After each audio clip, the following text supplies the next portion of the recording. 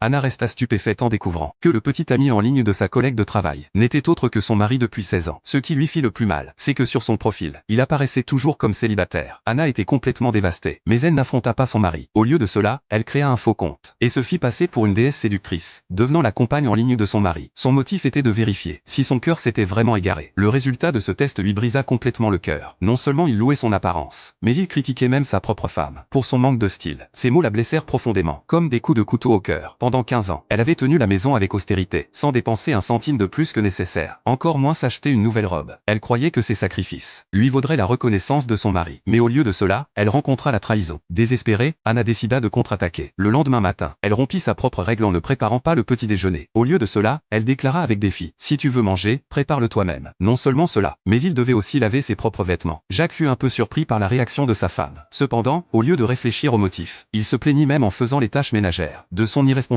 Ce soir-là, il ouvrit à nouveau l'application de messagerie pour se défouler auprès de la déesse sur les divers défauts de sa femme. Bien que furieuse, Anna s'obligea à réprimer sa colère. Elle réprima sa fureur et conseilla à Jacques de pratiquer la tolérance. À sa surprise, Jacques confessa inopinément son affection et promit de l'emmener en voyage à Paris. En mentionnant Paris, Anna perdit tout contrôle. Elle se souvint vivement comment son mari lui avait promis à plusieurs reprises de l'emmener à l'étranger, mais n'avait jamais tenu sa promesse. Sans aucun endroit où décharger sa rage, impulsivement, elle saisit un couteau et creva les pneus de Jacques. Le lendemain, Anna, en colère, emmena les enfants chez ses parents. À sa surprise, ce soir-là même, son mari vint en voiture les chercher. Naïvement, Anna crut que son mari avait enfin changé. Elle ne savait pas que Jacques parlait avec ses amis de la possibilité de divorcer d'Anna. Face à la perplexité de ses amis, Jacques avoua franchement qu'il était tombé amoureux d'une connaissance d'internet. Après avoir dit cela, il envoya même à la femme une invitation à sortir. En voyant le message, Anna ne montra aucun signe de panique. Elle décida de rencontrer son mari d'une manière très inhabituelle. Elle mit des lentilles de couleur et enfila une robe moulante pour éviter qu'il la reconnaisse. Elle le retrouva dans un restaurant peu éclairé. À ce moment-là, Jacques ne se rendait toujours compte de rien, ne sachant pas qu'il était sur le point d'être complètement stupéfait.